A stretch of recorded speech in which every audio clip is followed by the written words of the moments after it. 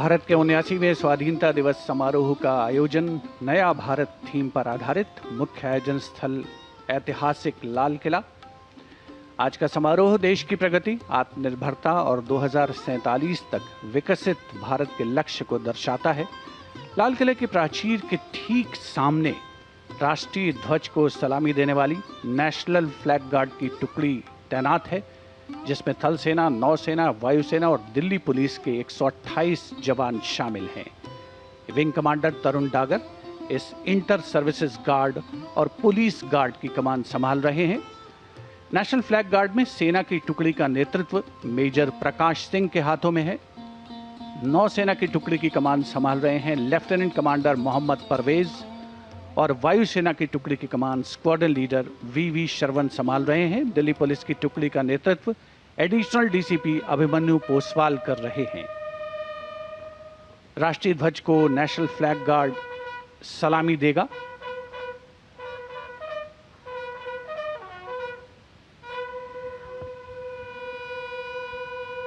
The buglers have sounded and heralding the arrival, which means that the Prime Minister's carcade is very, very close. They, of course, have a vantage view and a point there at the highest level, as we said, under those minar-topped arches. So very soon, the Prime Minister will be arriving here. Anticipation writ large. In fact, color, culture, creativity, and the complete sense of oneness, yet understanding how different we are, unites us, keeps us together, and keeps us engaged with each other. This is a country that is unique, a kaleidoscope of color, a kaleidoscope of cultures. And it is with pride that a nation brings up its young ones. And here we have a smattering or a slice of India's demographic dividend. The buglers getting everybody ready, all in position. In fact, a lot has gone into preparing.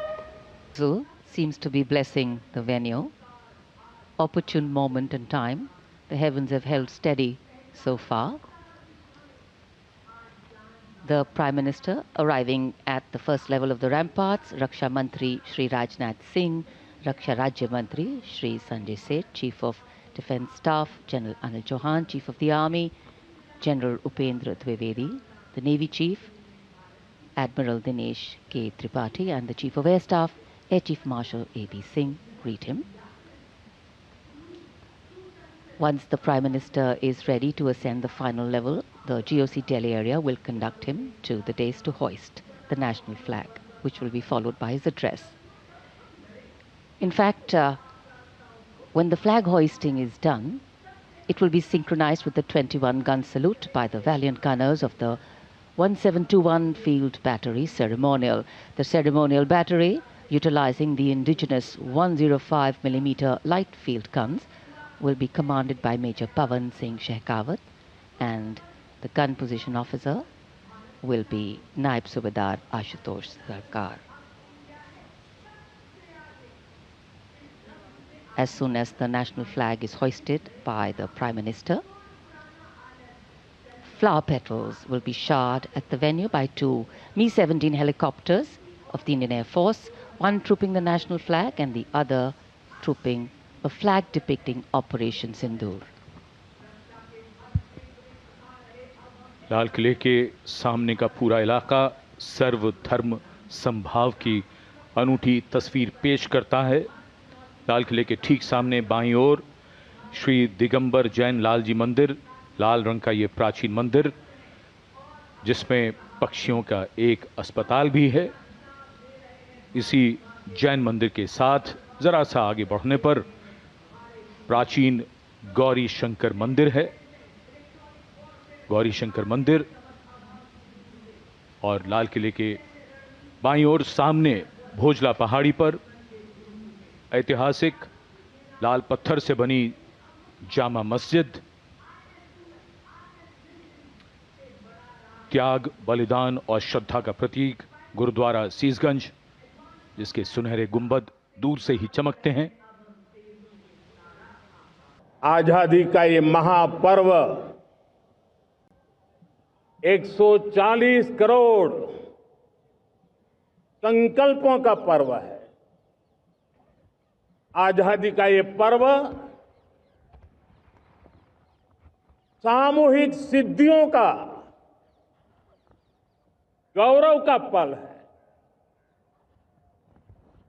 और हृदय उमंग से भरा हुआ है। देश एकता की भावना को निरंतर मजबूती दे रहा है। 140 करोड़ देशवासी आज तिरंगे के रंग में रंगे हैं। हर घर तिरंगा, भारत के हर कोने से, चाहे रेगिस्तान हो या हिमालय की चोटियां, समंदर के तट हो या घनी आबादी वाले क्षेत्र, हर तरफ से एक ही गुंज है, एक ही जयकारा है। हमारी प्राण से भी प्यारी मातृभूमि का जयगान है।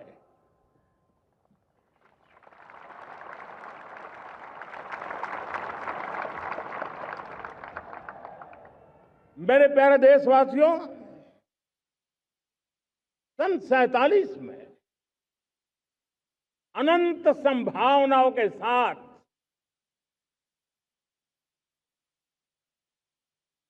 कोटि कोटि भुजाओं के सामर्थ्य के साथ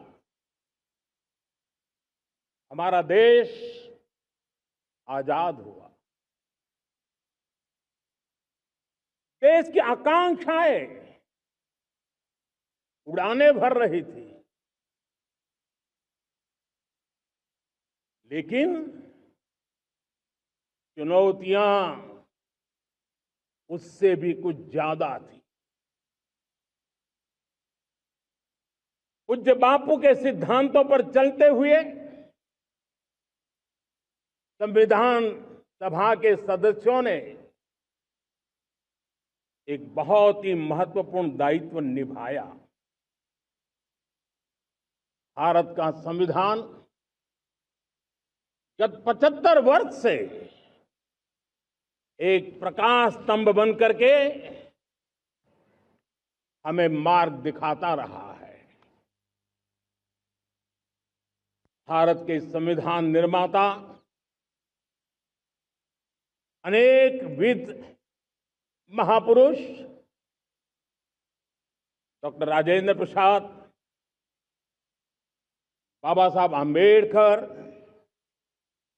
पंडित नेहरू, सरदार वल्लभ भाई पटेल, डॉक्टर सर्वपल्ली राधाकृष्णन जी, इतना ही नहीं, हमारी नारी शक्ति का भी योगदान कम नहीं था। हंसा मेहता जी, दाक्षायणी, वेलायुधन जैसी विदुषियों ने भी भारत के संविधान को सशक्त करने में अपनी भूमिका निभाई थी। आज लाल किले की प्राचीर से देश का मार्गदर्शन करने वाले, देश को दिशा देने वाला संविधान के निर्माताओं को आदरपूर्वक नमन करता हूं।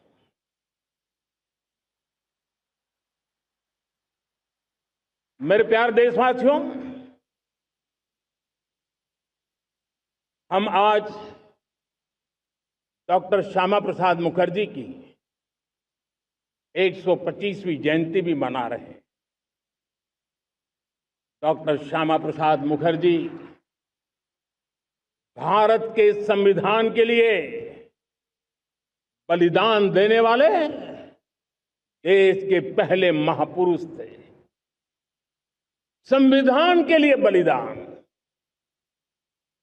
धारा 370 की दीवार गिराकर एक देश एक संविधान के मंत्र को जब हमने साकार किया तो हमने डॉक्टर श्यामा प्रसाद मुखर्जी को सच्ची श्रद्धांजलि दी। लाल किले पर आज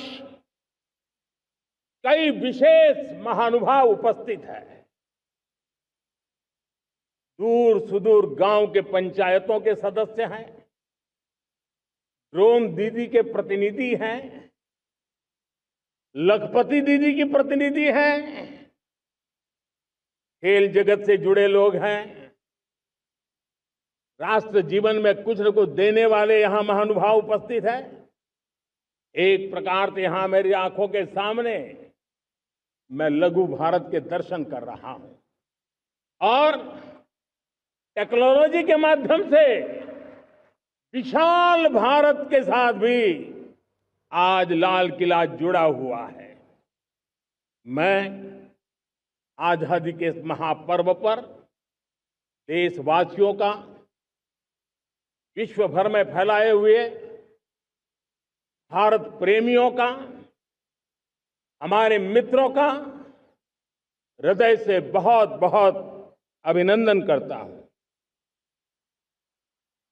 साथियों, प्रकृति हम सब की परीक्षा ले रही है। पिछले कुछ दिनों में प्राकृतिक आपदाएं, भूस्खलन, बादलों का फटना, न जाने कितनी कितनी आपदाएं हम झेल रहे हैं। पीड़ितों के साथ हमारी संवेदना है। राज्य सरकारें और केंद्र सरकार मिलकर के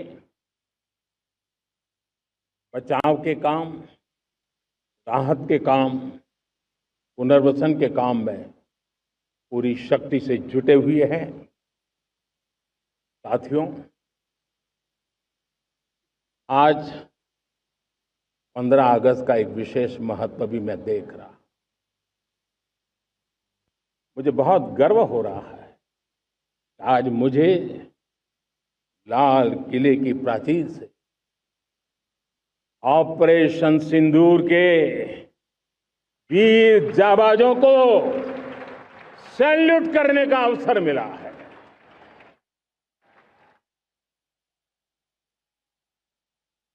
हमारे वीर जाबाज सैनिकों ने दुश्मनों को उनकी कल्पना से परे सजा दी है।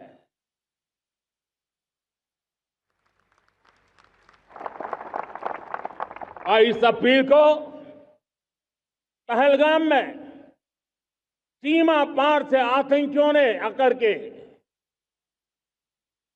जिस प्रकार का कत्ले आम किया, धर्म पूछ करके लोगों को मारा गया। पत्नी के सामने पति को गोलियां दी, बच्चों के सामने अपने पिता को मौत के घाट उतार दिया गया। पूरा हिंदुस्तान आक्रोश से भरा हुआ था।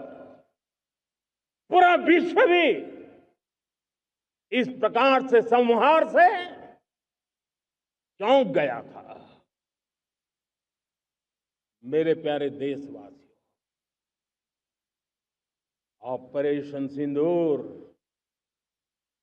उसी आक्रोश की अभिव्यक्ति है।